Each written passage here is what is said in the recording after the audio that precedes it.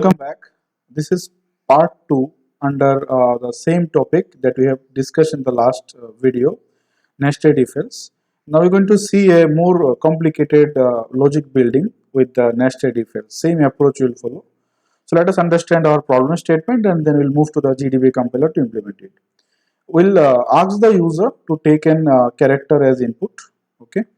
So user will take input. So as of now we have not taken character as input for understanding or building any problem, right? Fine.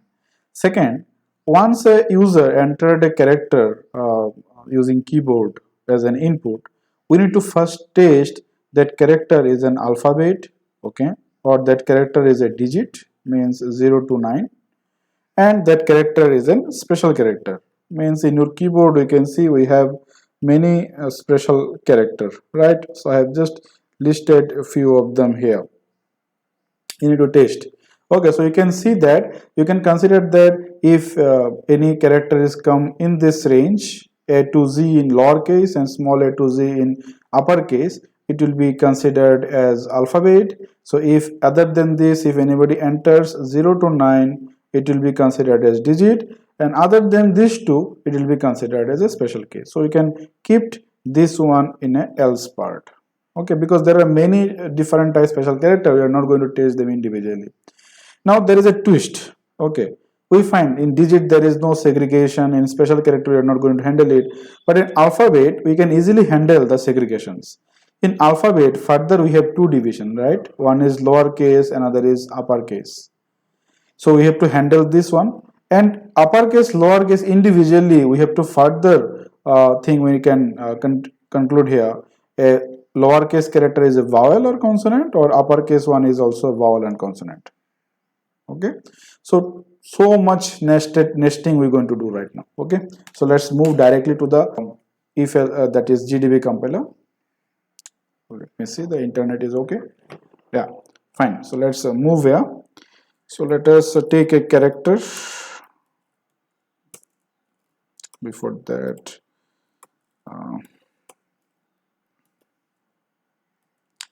let me just give a message, enter a character, only one character, right?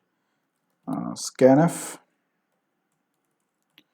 %c is the format specifier, and do not forget to pass the address of operator, right? Fine. So now it's time to build the logic. So we have three main level. One is for alphabet, one is for digit, another is for special character. So let us build for the alphabet first. So an alphabet can be comes in two way, right? It is lowercase or it can be uppercase. So to test both of them. Okay, so let us build this. If ch equal to, or better to write, if ch greater than equal to uppercase a and ch less than equal to uppercase z, so it will test our uppercase.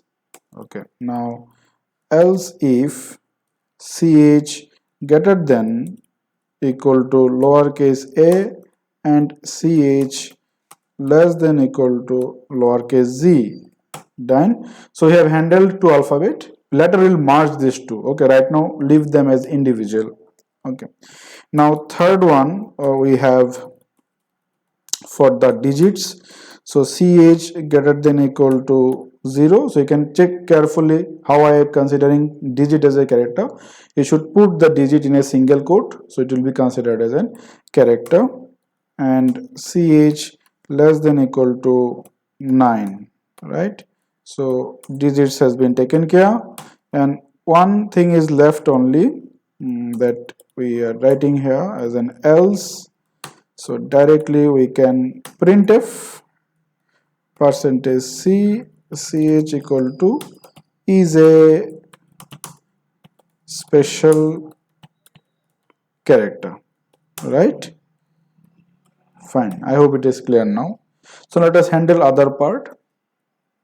Now you may think, sir, how can you use here that this relational operator with the character data type? Remember, in the during the data type, I have discussed that characters are internally integers, right? Because they are stored against ASCII value. So that is it is possible for us to compare two characters. Here I have used the two characters in this form. So remember, this relational operator along with the logical AND operator we have used to define a range. Okay, defined a range.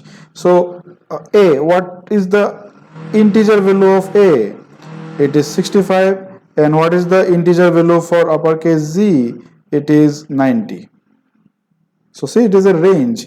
If you enter any character from uppercase A to uppercase Z, it will fall in this range. So we can test a range of values using by combining two conditions, condition 1 and condition 2, using a logical AND operator. Right? Okay. So now let us build it further. So for the digit, we need to write here printf C equal to percentage C is a digit ch. Done. Okay, now remaining two things there. So here we need to test what after alphabet uppercase lowercase, it should be vowel and consonant. So let us build the vowel and consonant here. So now if we need to test for the vowel, because out of 26 alphabet only 5 vowels we have, and we have 21 consonants.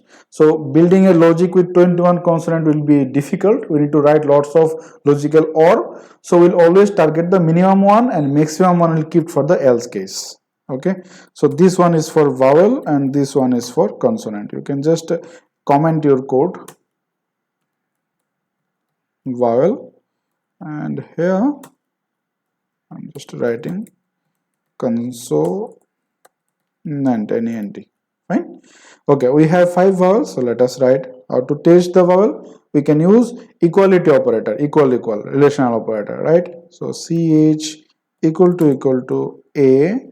Okay, if I enter e, so we're going to now check for any one logical or, for a range logical AND, right?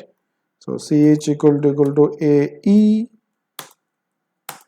sorry, logical or AEI next, right?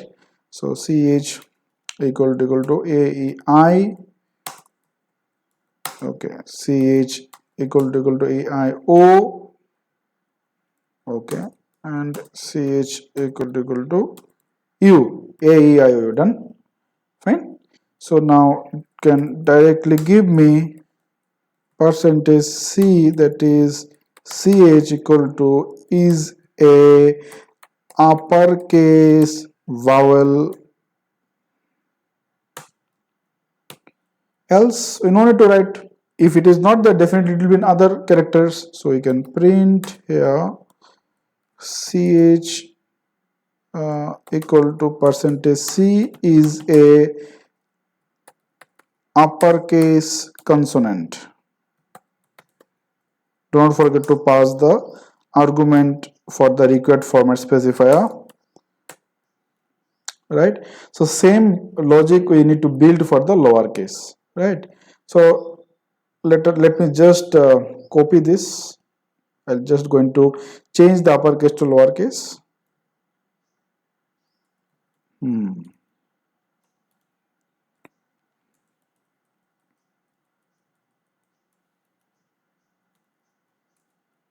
Right?